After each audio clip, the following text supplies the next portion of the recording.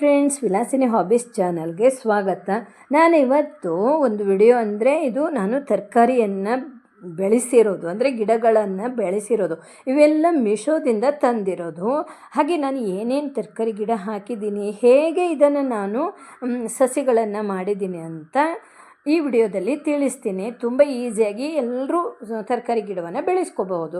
ಒಂದು ಟಬ್ಬಿಗೆ ಸ್ವಲ್ಪ ಮಣ್ಣು ಹಾಕಿದ್ದೀನಿ. ಅಲ್ಲಿ ತಳದಲ್ಲಿ ಸ್ವಲ್ಪ ಕಟ್ಟಾಗಿತ್ತಲ್ವ, ಅದಕ್ಕೆ ಅಲ್ಲಿ ಒಂದು ಪ್ಲಾಸ್ಟಿಕನ್ನು ಕೊಟ್ಟಿದ್ದೀನಿ. ನಾನೀಗ ಸಸಿಗಳನ್ನು ಮಾಡಬೇಕು. ಈಗ ಅದು ಹೇಗೆ ಮಾಡೋದು ಅಂತ ತಿಳಿಸ್ತೀನಿ. ಹಾಗೆ ಇದು ಕೋಕೋಪೀಟ್ ಅಂದರೆ ನಮ್ಮದು ತೆಂಗಿನಕಾಯಿಂದು ಜುಟ್ಟೆಲ್ಲ ಇರುತ್ತೆ ಅಲ್ವ, ಅದೆಲ್ಲ ಸೇರಿಸಿ ಇಟ್ಟಿರೋದು. ಅದನ್ನು ಬಿಡಿಸಿ ಹಾಕಿದ್ದೀನಿ ತಳದಲ್ಲಿ. ಯಾಕೆ ಗೊತ್ತಾ, ಅದು ನೀರು ಹಿಡಿದಿಟ್ಕೊಳ್ಳುತ್ತೆ. ಹಾಗೆ ಬೇಕಷ್ಟು ಹಿಡಿದಿಟ್ಕೊಳ್ಳುತ್ತೆ, ಕೆಲವೊಂದು ಹೊರಗಡೆ ಕಳಿಸತ್ತೆ. ಹಾಗೆ ಅದು ಟಬ್ಬು ಒಡೆದೋಗಿದೆಯಲ್ವ, ತುಂಬ ನೀರಿದ್ದರೆ ಅದು ಹೊರಗಡೆ ಹೋಗುತ್ತೆ. ಹಾಗೆ ಇದಕ್ಕೆ ನಾನು ಎಲೆ ಇತ್ತಲ್ವ, ಅದ್ರದ್ದು ಅದೆಲ್ಲ ಒಣಗಿಸಿ ಇಟ್ಟಿರೋದನ್ನು ಮೇಲ್ಗಡೆ ಹಾಕ್ತೀನಿ. ಯಾಕಂದರೆ ನಾವು ಒಂದು ಬೀಜ ಹಾಕ್ತೀವಿ ಅಂದರೆ ಅದು ಬೆಳೆದು ಬರಲಿಕ್ಕೆ ಶಕ್ತಿ ಬೇಕಲ್ವ, ಅದಕ್ಕೆ ಸರಿಯಾದ ಮಣ್ಣು ಮತ್ತು ಗೊಬ್ಬರ ಈ ಥರ ಇರಬೇಕು. ಆವಾಗ ಅದು ಚೆನ್ನಾಗಿ ಹುಟ್ಕೊಂಡು ಮೇಲೆದ್ದೆ ಬರುತ್ತೆ ಅಲ್ವ. ಅದಕ್ಕೆ ನಾನಿಲ್ಲಿ ತರಕಾರಿ ಸಿಪ್ಪೆ, ಹಣ್ಣಿನ ಸಿಪ್ಪೆಲ್ಲ ಸೇರಿಸಿ ಸ್ವಲ್ಪ ಮಣ್ಣೆಲ್ಲ ಹಾಕಿ ಮಿಕ್ಸ್ ಮಾಡ್ಕೊಂಡಿರೋದು ಹಾಕಿದ್ದೀನಿ. ಆಯಿತಾ. ಈಗ ಸ್ವಲ್ಪ ಮಣ್ಣನ್ನು ಹಾಕ್ತಾ ಇದ್ದೀನಿ. ಇದು ಸಾದಾ ಮಣ್ಣು. ನಾವು ಒಂದು ತರಕಾರಿ ಅಥವಾ ಹೂವಿನ ಗಿಡ ಈ ಥರ ಬೆಳೆಸ್ತೀವಿ ಅಂದರೆ ಸ್ವಲ್ಪ ಒಂದು ಬಕೆಟ್ ಮಣ್ಣನ್ನು ನಾವು ಒಂದು ಕಡೆ ಇಟ್ಕೋಬೇಕು. ಯಾವಾಗಾದರೂ ಬೇಕಾಗತ್ತೆ. ಅದರಲ್ಲೂ ನಾವು ಪಾಟಲ್ಲಿ ಏನಾದರೂ ಬೆಳಿತೀವಿ ಅಂದರೆ, ಯಾವುದಾದ್ರೂ ಒಂದು ಪಾಟಲ್ಲಿ ಗಿಡಗಳೆಲ್ಲ ಸತ್ತೋಯ್ತು ಅಂದಾಗ ಅದೇ ಮಣ್ಣು ಕೂಡ ಯೂಸ್ ಮಾಡ್ಕೋಬಹುದು. ಯಾರು ಬೇಕಾದರೂ ತರಕಾರಿನ ಬೆಳೆಸಬಹುದು ಅಂತ ನಾನು ಹೇಳ್ತೀನಿ. ಒಂದು ಚಿಕ್ಕ ಪಾಟ್ ಇದ್ದರೂ ಕೂಡ ಬೆಳೆಸ್ಕೋಬಹುದು. ಪ್ರಯತ್ನ ಮಾಡಿದರೆ ಏನು ಬೇಕಾದರೂ ನಾವು ಸಾಧಿಸ್ಬೋದು ಅಲ್ವಾ. ಆಯಿತು ನೋಡಿ, ನನಗೆ ಇದೆಲ್ಲ ತುಂಬ ಇಷ್ಟ. ಹಾಗಾಗಿ ನಾನು ಇದನ್ನು ಈ ರೀತಿ ಇದರಲ್ಲಿ ನಾನು ಖುಷಿ ಪಡ್ತೀನಿ. ಹಾಗೆ ಇದು ಏನು ಗೊತ್ತಾ, ಇದು ನಮ್ಮ ಮನೇಲೆಲ್ಲ ಎಲೆಲ್ಲ ಸೇರಿಸ್ಕೊಂಡು ಅದನ್ನು ಬೆಂಕಿ ಹಾಕಿ ಇಟ್ಟಿರೋದು. ಅಂದರೆ ಇದ್ರ ಜೊತೆ ಸಗಣಿ, ಎಲೆ, ತರಕಾರಿ ಸಿಪ್ಪೆ ಹೀಗೆಲ್ಲ ಸಣ್ಣ ಪುಟ್ಟ ಎಲ್ಲ ಇವೆ. ಎಲ್ಲ ಅದನ್ನು ಬೆಂಕಿ ಹಾಕಿ ಪುಡಿ ಮಾಡಿಕೊಂಡು ಇಟ್ಟಿರೋದು. ಸ್ವಲ್ಪ ಮಣ್ಣು ಜೊತೆಗೆ ಇದೆ, ಓಕೆನಾ. ಸುಡು ಮಣ್ಣು ಅಂತ ಹೇಳ್ಬೋದು. ಅದನ್ನು ಕೂಡ ಸ್ವಲ್ಪ ಹಾಕಿದ್ದೀನಿ. ಮೇಲ್ಗಡೆ ಸ್ವಲ್ಪ ಹಾಕಿದ್ದೀನಿ. ತುಂಬ ಮಣ್ಣನ್ನು ಯಾವಾಗಲೂ ಹಾಕಬಾರ್ದು. ಆದರೆ ಈ ರೀತಿ ಎಲೆಗಳು ಹಾಗೆ ತರಕಾರಿ ಸಿಪ್ಪೆ ಈ ರೀತಿ ಎಲ್ಲ ಸೇರಿಸಿ ಇಟ್ಟಿರೋ ಮಣ್ಣು ಹಾಕಿದರೆ ತುಂಬ ಚೆನ್ನಾಗಿ ಬೀಜದಿಂದ ಸಸಿಗಳು ಹೊರಗೆ ಬರುತ್ತೆ. ಆಯಿತು. ಈಗ ನಾನು ಸ್ವಲ್ಪ ಮಣ್ಣು ಕೂಡ ಹಾಕಿದ್ದೀನಿ. ನಾನು ಎಷ್ಟು ಸೇರಿಸಿ ಇಟ್ಕೊಂಡಿದ್ದೀನಿ, ಒಂದು ಮಣ್ಣಿಗೆ ಒಂದಿಷ್ಟು ಎಲೆಗಳೆಲ್ಲ ಸೇರಿಸಿರೋದು, ಹಾಗೆ ಎಲ್ಲವೂ ಸುಟ್ಟಿ ಪುಡಿ ಮಾಡಿ ಇಟ್ಕೊಂಡಿರೋದು. ಹಾಗೆ ನೋಡಿ, ಇದು ಮೀಶೋದಿಂದ ತರಿಸಿರೋದು. ಇದಕ್ಕೆ 84 ರೂಪಾಯಿ ಹೀಗೇನೋ ಇದೆ ಅಷ್ಟೇ. ಇದರಲ್ಲಿ ಹೂವಿನ ಗಿಡದು ಬೀಜ ಇದೆ, ತರಕಾರಿ ಗಿಡದ ಬೀಜನೂ ತುಂಬ ಇದೆ. ಎಲ್ಲ ನಾನು ಇದನ್ನು ತೆಗೆದಿಟ್ಕೊತೀನಿ. ಹಾಗೆ ನಾನು ಯಾವ್ಯಾವ ಸಸಿಯನ್ನು ಹಾಕಿದ್ದೀನಿ ಅದು ಗಿಡ ಬಂದಾಗ ನಮಗೆ ಅದು ಗೊತ್ತಾಗಬೇಕಲ್ವ, ಇಂಥದ್ದೇ ಗಿಡ ಅಂತ. ಅದ್ರ ಬಗ್ಗೆ ಯಾರಿಗೂ ಹೆಚ್ಚಿನ ಮಾಹಿತಿ ಇರಲ್ಲ. ಅಂದರೆ ನಾವು ಅಪರೂಪಕ್ಕೆ ಏನೋ ಒಂದು ಮಾಡ್ತೀವಿ ಅಂದಾಗ ನಮಗೇನು ಗೊತ್ತಿರಲ್ಲಲ್ವ, ಯಾವ ಸಸಿ ಹೇಗಿರುತ್ತೆ, ಸ್ವಲ್ಪ ನಮಗೆ ಏನೋ ಒಂದು ರೀತಿ ಆಗಿಬಿಡತ್ತೆ. ಹಾಗೆ ನಾನಿಲ್ಲಿ ಹೀರೆಕಾಯಿ ಗಿಡ ಮತ್ತು ಸಿಹಿ ಕುಂಬಳಕಾಯಿ ಗಿಡ, ಹಾಗಲಕಾಯಿನ ಗಿಡ, ಬೆಂಡೆಕಾಯಿನ ಗಿಡ, ಬೆಂಡೆಕಾಯಿನ ಬೀಜ ಈ ಥರ ಎಲ್ಲ ಅಂದರೆ ಬೀಜಗಳನ್ನು ಹಾಕ್ತಾ ಇದ್ದೀನಿ, ಗಿಡಗಳನ್ನು ಮಾಡಬೇಕು ಅಂತ. ಹಾಗೆ ಅದಕ್ಕೆ ಒಂದು ಕಡ್ಡಿಗೆ ಪೇಪರ್ ಸುತ್ತಿದ್ದೀನಿ. ಪೇಪರ್ ಒಳಗೆ ನಾನು ಹೆಸರು ಬರೆದು ಇಟ್ಕೊಂಡಿದ್ದೀನಿ. ಹಾಗಲಕಾಯಿ ಬೀಜ ಮತ್ತು ಹೀರೆಕಾಯಿ ಬೀಜ, ಹೀಗೆ ಈ ರೀತಿ. ಹಾಗೆ ಬದನೆಕಾಯಿಂದು ಬೀಜ ಹಾಕಿದ್ದೀನಿ. 2-3 ರೀತಿ ಬದನೆಕಾಯಿನ ಬೀಜ. ತುಂಬ ನಾನಾ ರೀತಿಯ ತರಕಾರಿಯ ಬೀಜಗಳು ಇವೆ ಪ್ಯಾಕೆಟಲ್ಲಿ, ತುಂಬಾ ಇವೆ. ಒಂದು 80 ರೂಪಾಯಿ ಎಲ್ಲ ಕೊಡ್ಬೋದು. ಆದರೆ ಅದರಲ್ಲಿ ಎಷ್ಟು ಬೆಳೆಯುತ್ತೆ, ಎಷ್ಟು ಹಾಳಿರುತ್ತೆ ಗೊತ್ತಾಗಲ್ಲ. ಆಮೇಲೆ ನೋಡೋಣ, ಆಯಿತಾ. ನಾನು ಎಷ್ಟು ಪ್ರಯತ್ನ ಮಾಡಿ ಹಾಕಿದ್ದೀನಿ ಅಲ್ವಾ. ನಾನು ಹಾಕಿದ್ದಕ್ಕೆ ಒಂದು 4 ಸಸಿ ಆದರೂ ಎದ್ದು ಬಂದರೆ ಸಾಕು. ನಾನು ತುಂಬ ಇಷ್ಟಪಟ್ಟು ಟೈಮ್ ತಗೊಂಡು ಇದೆಲ್ಲ ಮಾಡ್ತಾಯಿದ್ದೀನಿ. ಹಾಗೆ ನಾನು ಇದೆಲ್ಲ ಮಣ್ಣು ಸ್ವಲ್ಪ ಆ ಕಡೆ ಮಾಡು ಮಧ್ಯದಲ್ಲಿ ಬೀಜ ಹಾಕ್ತಾ ಇದ್ದೀನಿ. ಬೆಂಡೆಕಾಯಿ ಬೀಜನೂ ಇದೆ, ತುಂಬ ಬೀಜನೂ ಇದೆ. ನನಗೆ ಯಾವುದು ಇಷ್ಟ ಅದನ್ನು ಹಾಕಿದ್ದೀನಿ. ಹಾಗೆ ಹೂವಿನ ಬೀಜಗಳು ಇವೆ. ನಾನು ಈಗಲ್ಲ, ಮಳೆ ಎಲ್ಲ ಮುಗಿದ ನಂತರ ಆಮೇಲೆ ಮಾಡ್ಕೋತೀನಿ ಅದನ್ನು. ನೋಡ್ತೀನಿ ಹೇಗಾಗತ್ತೆ ಅಂತ. ಒಂದು 100 ರೂಪಾಯಿನ ಒಳಗಡೆ ಇದೆ ಕೊಡ್ಬೋದು ಅನಿಸತ್ತೆ. ಆದರೆ ನಾವು ಅಷ್ಟು ದುಡ್ಡು ಕೊಟ್ಟು ತಂದದ್ದಕ್ಕೆ ಒಂದು 4-5 ರೀತಿ ಸಸಿಯಾದರೂ ಬರಬೇಕು ಅಲ್ವಾ, ಅಷ್ಟಾದರೂ ಬರಬೇಕು. ಹೂವಿನ ಗಿಡಂದು ಬರಬಹುದು ಅನಿಸತ್ತೆ. ಆಯಿತು, ಸ್ವಲ್ಪ ಸ್ವಲ್ಪ ನೀರು ಹಾಕಿದ್ದೀನಿ. ಇದನ್ನು ನಾನು ಹೊರಗಡೆ ಇಡಲ್ಲ. ಯಾಕೆ ಗೊತ್ತಾ, ಹೊರಗಡೆ ಇಡಲ್ಲ. ಇದು ಯಾಕೆ ಅಂದರೆ ಹೊರಗಡೆ ಇಟ್ಟರೆ ಇರುವೆ ತಿನ್ಬೋದು, ಹಾಗೆ ಏನಾದರೂ ಹೆಗ್ಗಣ ಬಂದು ಎಲ್ಲ ಆ ಕಡೆ ಈ ಕಡೆ ಮಾಡಬಹುದು. ಅದಕ್ಕೆ ನಾನು ಹೊರಗಡೆ ಇಡಲ್ಲ. ನೋಡಿ, ಇದೆಲ್ಲ ಸ್ವಲ್ಪ ದಿನದಲ್ಲಿ ಸಸಿಯಾಗಿ ಬಂದಿರೋದು. ನೋಡಿ, ಇದು ಒಂಥರ ಬೀನ್ಸು 2 ಸಸಿ ಬಂದಿದೆ. ಇದು ಒಂದು ನೋಡಿ, ಇದು ಸಿಹಿ ಕುಂಬಳಕಾಯಿಂದು ಗಿಡ. ಇದು ಒಂದೇ ಬಂದಿದೆ. ನಾನು 3-4 ಹಾಕಿರೋದು. ಇದು ಒಂದು ರೀತಿ ಬೀನ್ಸ್ ಥರ ಇದೆ. ಅದು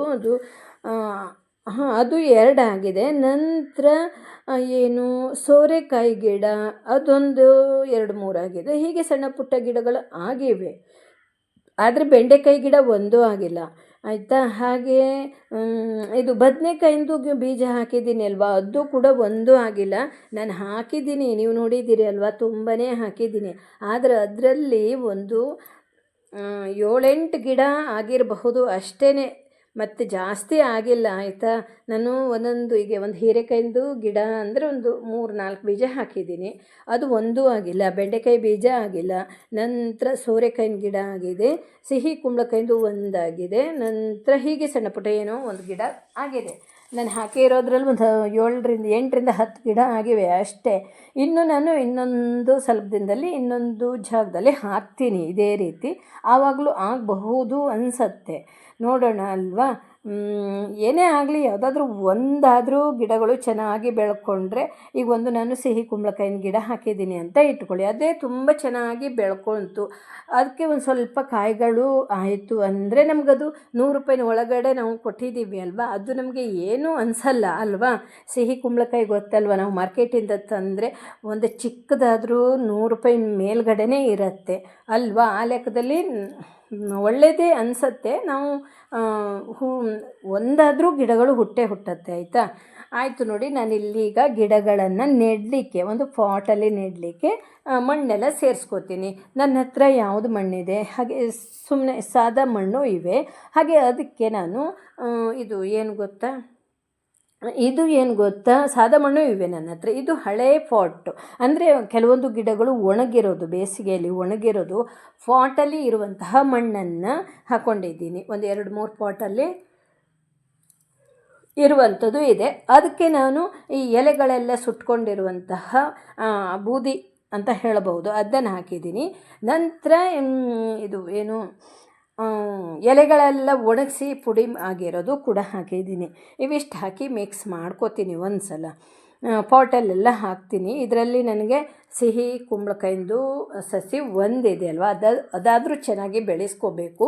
ಹಾಗೆ ಒಂದು ಏನದು ಬೀನ್ಸ್ ಅನಿಸುತ್ತೆ, ಬೀನ್ಸ್ ಥರ ಅನಿಸುತ್ತೆ, ಬೀನ್ಸೇ ಇರಬೇಕು, ಅದು 2 ಸಸಿಯಾಗಿದೆ, ಅದು ಕೂಡ ಬೆಳೆಸ್ಕೋತೀನಿ. ನೋಡೋಣ ಆಯಿತಾ. ನಾನು ಹೇಗೆ ಬೆಳೆಸಿದ್ದೀನಿ ಎಲ್ಲವೂ ತೋರಿಸ್ತೀನಿ. ಹಾಗೆ ನಾನು ಇನ್ನೊಂದು ವಿಡಿಯೋದಲ್ಲಿ ತುಂಬ ದೊಡ್ಡ ಆದಮೇಲೂ ಕೂಡ ಹೇಗಾಗಿದೆ ಅಂತ ತೋರಿಸ್ತೀನಿ. ಆದಷ್ಟು ನಾನು ಪ್ರಯತ್ನ ಮಾಡ್ತೀನಿ ಈ ಗಿಡವನ್ನು ನಾನು ಬೆಳೆಸ್ಕೊಳ್ಳಿಕ್ಕೆ. ನಾನು 100 ರೂಪಾಯಿ ಒಳಗಡೆ ಒಂದು ಅದು ಆ ಬೀಜಕ್ಕೆ ನಾನು ರೊಕ್ಕ ಹಾಕಿದ್ದೀನಿ ಅಲ್ವಾ, ಆ ರೊಕ್ಕವನ್ನು ನಾವು ಇದ್ರ ಮೂಲಕ ಯಾವುದೋ ಒಂದು 4 ಕಾಯಿ ಆದರೂ ಕೂಡ ರೊಕ್ಕ ನಮಗೆ ಬಂದ ಹಾಗೆ ಅಲ್ವಾ, ಅಷ್ಟಾದರೂ ಮಾಡಬೇಕು, ಪ್ರಯತ್ನ ಮಾಡ್ತಾ ಇದ್ದೀನಿ. ಹಾಗೆ ಎಲ್ಲ ಮಿಕ್ಸ್ ಮಾಡ್ಕೋಬೇಕು. ಯಾವಾಗಲೂ ನಾವು ಒಂದು ಹಣ್ಣಿನ ಗಿಡ ಇರ್ಬೋದು, ತರಕಾರಿ ಗಿಡ ಇರ್ಬೋದು, ಹೂವಿನ ಗಿಡ ಇರ್ಬೋದು, ಯಾವುದೇ ಒಂದನ್ನು ಪಾಟಲ್ಲಿ ನೆಡುವಾಗ ಬರೀ ಮಣ್ಣು ಹಾಕಿ ಯಾವಾಗಲೂ ನೆಡಬಾರ್ದು. ಬರೀ ಮಣ್ಣು ಹಾಕಿ ನಾವು ಬೀಜಗಳನ್ನು ಹಾಗೆ ಹಾಕಿದರೂ ಕೂಡ ಒಂದೇ ಸಸಿನೂ ಹುಟ್ಟಲ್ಲ. ಈ ರೀತಿ ಮಾಡಿ ಹಾಕಿದಾಗ ಸಸಿಗಳು ಹುಟ್ಕೊಳ್ಳುತ್ತೆ, ಗಿಡಗಳು ಚೆನ್ನಾಗಿ ಆಗುತ್ತೆ. ಅಂದರೆ ಮಣ್ಣು ಒಂದು ಸ್ವಲ್ಪ ಇರಬೇಕು. ಒಂದು 30% ಮಣ್ಣಿರಬೇಕು, 70% ಮಣ್ಣಿನ ಜೊತೆ ಗೊಬ್ಬರ, ಹಣ್ಣಿನ ಸಿಪ್ಪೆ ಹಾಗೂ ಹಣ್ಣಿನ ಸಿಪ್ಪೆ, ತರಕಾರಿ ಸಿಪ್ಪೆ, ಈ ರೀತಿ ಎಲೆಗಳೆಲ್ಲ ಸೇರಿಕೊಂಡಿರುವ ಮಣ್ಣು ಆಗಿರಬೇಕು. ಈ ರೀತಿ ಆದಾಗ ತುಂಬ ಚೆನ್ನಾಗಿ ನಾವು ಗಿಡಗಳನ್ನು ಬೆಳೆಸ್ಕೋಬಹುದು.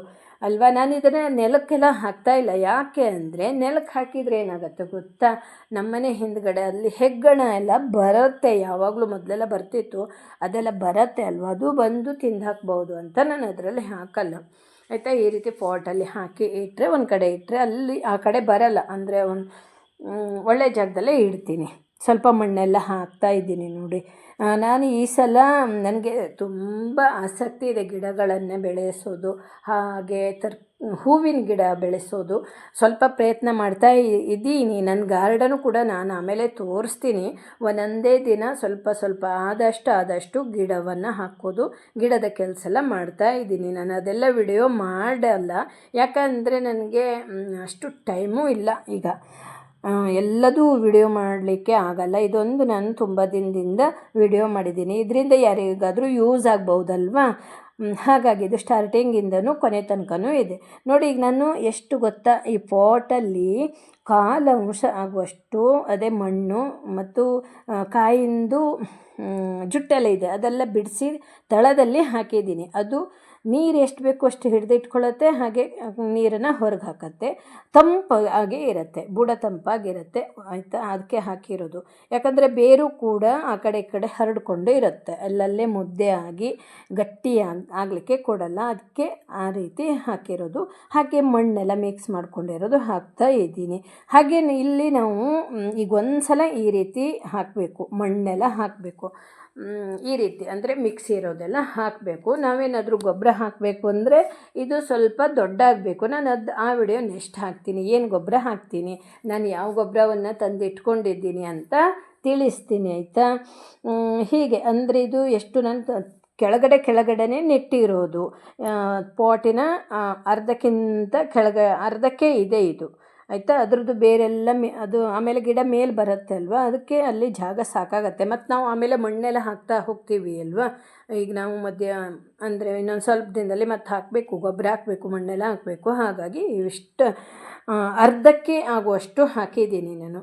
ಅಂದರೆ ಗಿಡ ನೆಟ್ಟಾದ್ಮೇಲೆ ಅರ್ಧಕ್ಕೆ ಇದೆ ಆ ಗಿಡ, ಒಂದು ಪಾಟಿನ ಅರ್ಧಕ್ಕೆ ಗಿಡ ಇದೆ. ಹಾಗೆ ಇದೆಲ್ಲ ಮಣ್ಣು, ಇದು ಏನು ಮಣ್ಣು ಗೊತ್ತಾ, ಇದು ತರಕಾರಿ ಮತ್ತು ಹಣ್ಣಿನ ಸಿಪ್ಪೆ ಹಾಕಿರೋದು. ಅದು ಕೂಡ ಮತ್ತೆ ಮೇಲ್ಗಡೆಯಿಂದ ಹಾಕ್ತೀನಿ.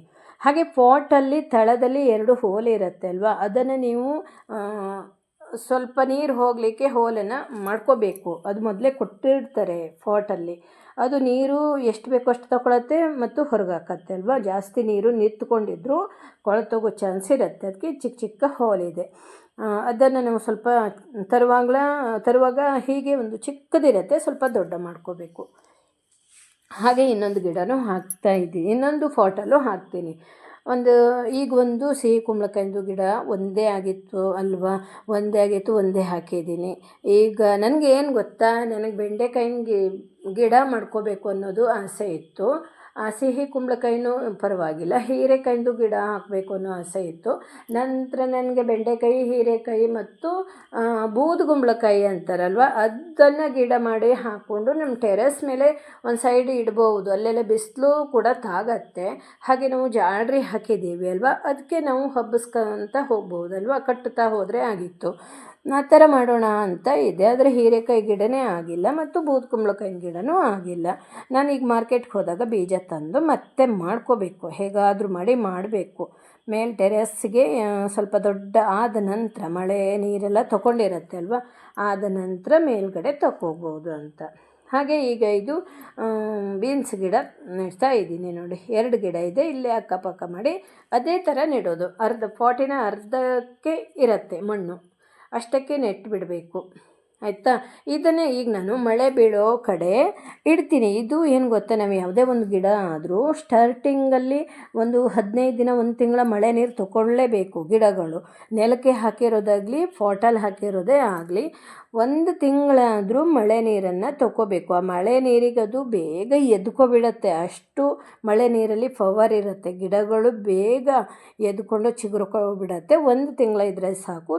ತುಂಬ ಮಳೆ ಇದ್ದಾಗ ನಾವು ಪಾಟನ್ನು ಮಳೆ ಇಲ್ಲದೆ ಇರುವ ಕಡೆಗೆ ತಂದಿಡಬೇಕಾಗತ್ತೆ.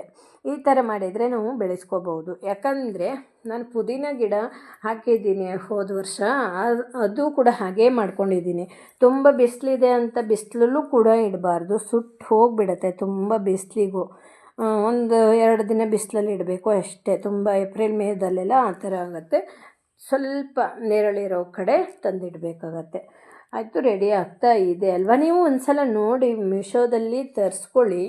ನಿಮಗೆ ಇದ್ರದ್ದು ಲಿಂಕ್ ಬೇಕಂದರೆ ಹೇಳಿ, ನಾನು ಲಿಂಕನ್ನು ನೀವು ಕಮೆಂಟ್ ಮಾಡಿ, ಲಿಂಕ್ ಹಾಕ್ತೀನಿ ಆಯಿತಾ, ಯಾರಿಗೆ ಬೇಕು ಅಂತ.